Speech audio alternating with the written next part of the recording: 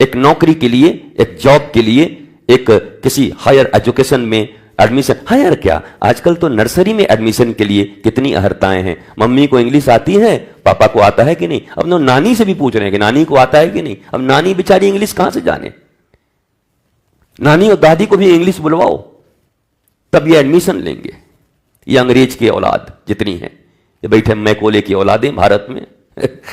इन बेशर्मों को, निर्लजों को इतनी भी लज्जा नहीं है कि अपने भारत की संस्कृति, अपने भारत का लैंग्वेज अर्थात भाषा और भारत की लिपि, इसका ज्ञान इन्हें भी नहीं, अपने बच्चों को भी नहीं दे रहे।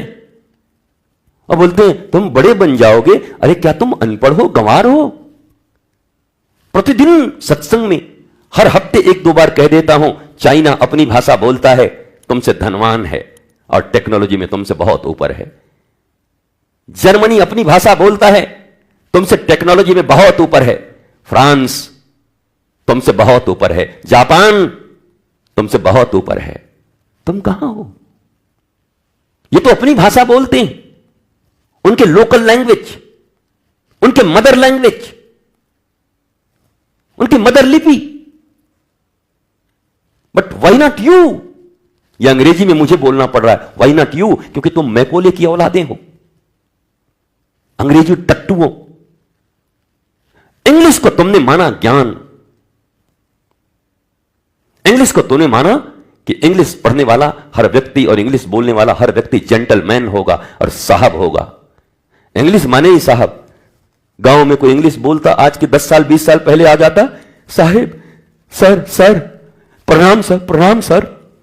इंग्लिश खाली बोल रहे, एंड इफ कर देता सर, जबकि महाघोंचू है, महाटट्टू राक्षस, कामी, क्रोधी, कपटी, लोभी, ईर्ष्यालु, महाकरप्ट। पर इंग्लिश के 2 शब्द बोलता तो भारतीयों के मन में ऐसा था जैसे वो साहब है, जैसे वो सर है। और संस्कृत के साथ भी यही हुआ। कुछ ऐसे लोभियों ने संस्कृत में भी कुछ ऐसा बोला तो लगा वाह पंडित जी हैं, संस्कृत बोल रहे हैं। जरूरी नहीं, भारत की भाषा ही पहले संस्कृत थी। रावण भी संस्कृत बोला करता था। कोई संस्कृत बोले और शिव जी का श्लोक बना दे और शिव जी के छंद बना दे और शिव जी के ऊपर गाने लगे, तो रावण सबसे बड़ा प्रमाण है कि रावण से बड़ा दुराचारी व्यक्ति, कपटी व्यक्ति इस पृथ्वी पर नहीं हुआ। जबकि रावण से बड़ा music director, lyrics and singer Sanskrit में शिव जी के लिए आज तक इस पृथ्वी पर कोई नहीं हुआ। लेकिन वो सबसे बड़ा दुराचारी भी था। आज इस प्रश्न का उत्तर भी है। जो लोग कहते हैं महाराज जी आप इनके विषय में क्या कहते हैं, वो जो प्रवचन कर रहे हैं उनके, अरे हमें कुछ नहीं कहना। कोई प्रवचन करे न करे इससे कोई फर्क नहीं पड़ता, कोई कथा करे न करे इससे कोई फर्क नहीं पड़ता। तुम्हारे दैनिक जीवन में, तुम्हारे भीतर में धर्म है कि नहीं, तुम्हारे दैनिक जीवन में तुम्हारे भीतर विवेक है कि नहीं। तुम कहते हो कि कथा करने का इनको अधिकार है कि नहीं, मैं कहता हूं मनुष्य होने का ही अधिकार नहीं है। या तो मनुष्य या राक्षस, असुर। फिर केवल कथा वालों को क्यों बोलते हो।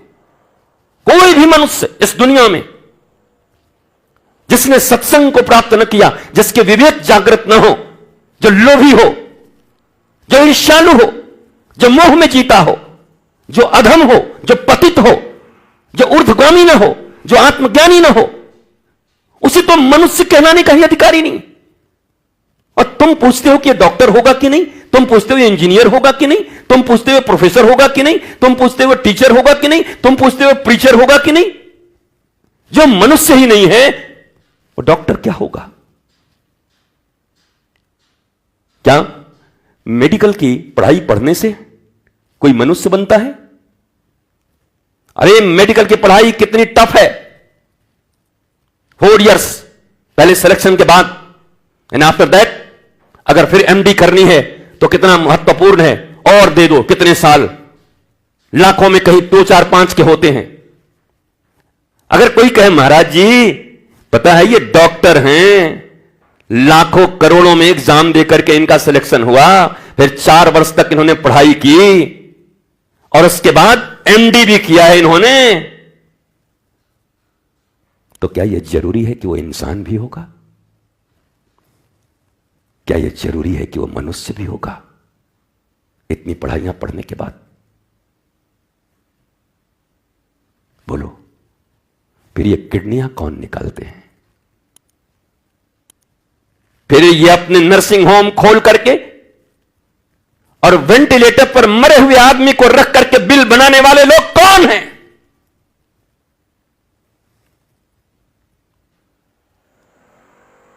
हर डॉक्टर मनुष्य हो जाएगा, हर इंजीनियर मनुष्य हो जाएगा, हर अधिकारी जिन्हें तुम साहब कहते हो क्या मनुष्य भी हो जाएंगे? ऐसे ही धर्म का चोला ओढ़ा हुआ हर मनुष्य, मनुष्य के रूप में जिसने धर्म के चोले ओढ़े हों, धार्मिक तो छोड़ो, क्या वो मनुष्य भी हो जाएगा? ये प्रश्न है भारतीयों तुम्हारे सामने। तुम्हें कोई नहीं बताता, तुम भी अंधे, बताने वाला भी अंधा। अंधा गुरु बहरा चेला, बार बार रोज कहता हूं 10 बार, मांगे गुड़ तो देवे ढेला, नरक में भी ठेलम ठेला। तुम भी माल कमाने आए हो गुरु के पास, अब गुरु तुमको मूर्ख बना के तुमसे माल कमाने के चक्कर में है। दो कपटियों का मिलन हुआ है।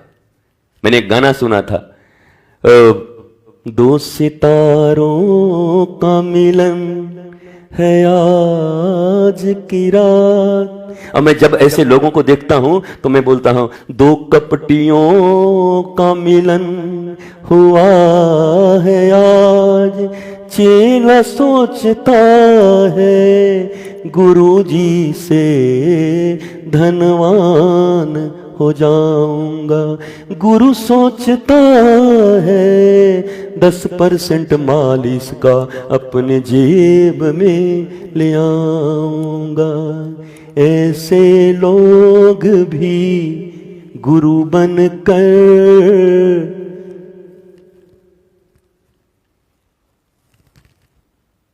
कथा बांचते हैं, सत्संग करते हैं। ये लज्जा है। और मैं कहता हूं, मैं निर्भीक प्राणी हूं। हर क्षण मेरे जीवन के अंतिम क्षण हैं।